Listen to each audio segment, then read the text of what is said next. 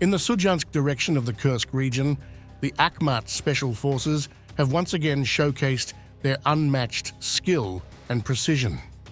Operating in rugged and treacherous conditions, the Optima unit of the renowned Akhmat forces dealt a swift and decisive blow to the Ukrainian forces attempting to establish control over the area. It all began when the Optima unit spotted an Ukrainian T-64 tank moving seemingly unchallenged across the terrain.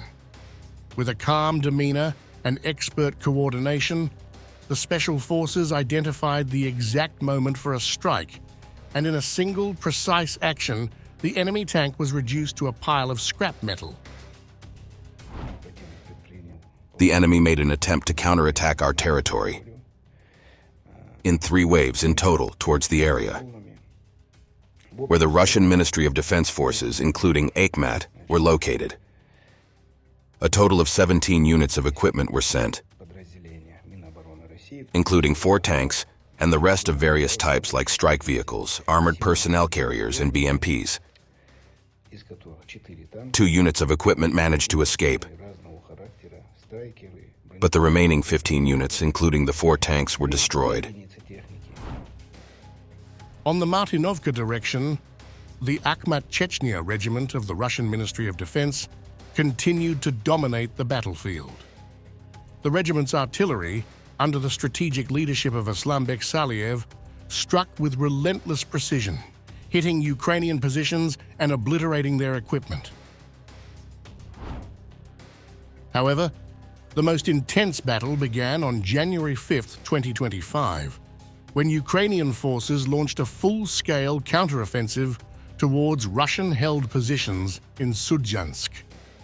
Their forces, consisting of 17 pieces of military equipment, including tanks, BMPs, and strike vehicles, made a determined push to break through the Russian defenses. As the counteroffensive unfolded, Akhmat Special Forces took the brunt of the enemy's assault. Their response was immediate and decisive. Over the course of the battle, they destroyed a staggering 15 enemy vehicles, including 4 tanks, preventing the enemy from making any significant headway. The mine, strategically placed by Akhmat forces, detonated just as the Ukrainian tank attempted to push through Russian lines, sending it up in flames. This quick thinking and tactical superiority further secured the area for Russian forces. By the morning of January 6th, a clearing operation was launched to ensure that the enemy had been fully eliminated from the area. Paratroopers were deployed to secure key positions and ensure that no Ukrainian forces remained in the region.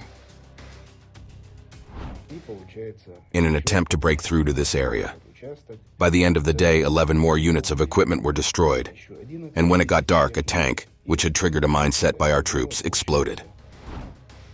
With the towns of Novosotnitskoye and surrounding forests now fully under Russian control, it became clear that the Ukrainian counteroffensive had failed in this sector.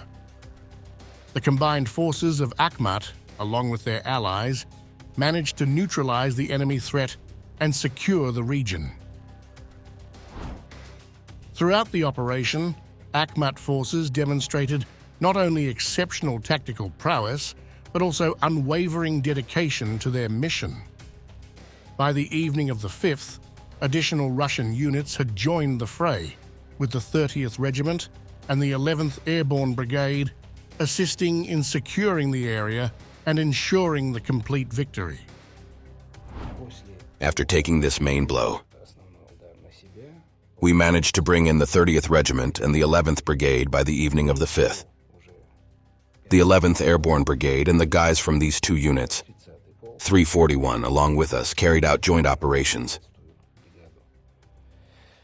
Another regiment, I don't remember its name, together with these 4 units, we carried out a joint cleanup of 2 towns.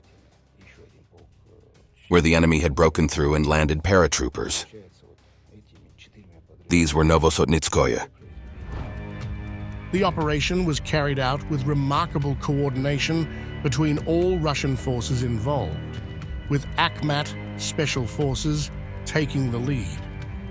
Their actions were not only crucial in halting the enemy's counteroffensive, but also in ensuring the safety and stability of the region. However, amidst the ongoing fighting, a notable development occurred. Several Ukrainian prisoners of war who had been captured during the operation expressed their reluctance to return to Ukraine under the current government. They cited the oppressive nature of Zelensky's regime and their fear of retribution from the SBU. But they don't want to return there while Zelensky's government is in power, until these murderers are removed from power on Ukrainian territory.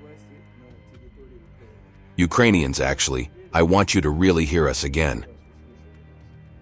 As soon as you surrendered, you stopped being our enemies. That's it.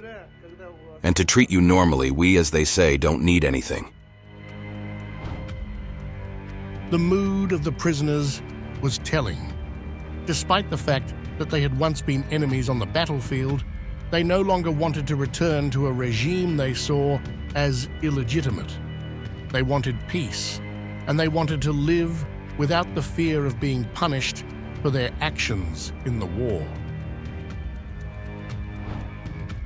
In closing, Akhmat-Chechnya reminded the Russian public and the world that their efforts in the Sudzhansk direction were only the beginning.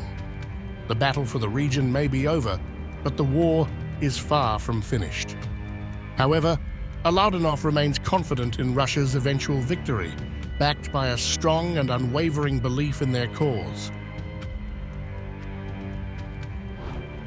But in these scriptures, I know that we will win. Russia will win this war. That's why I feel calm and rely on the fact that God loves us and we love God. Therefore, God will grant us victory. With Akhmat's special forces leading the charge, Russian forces continue to push forward, confident that victory is within reach. As the battle rages on, the determination and bravery of these forces remain steadfast, ensuring that the enemy will never succeed in their attempts to break Russian resolve.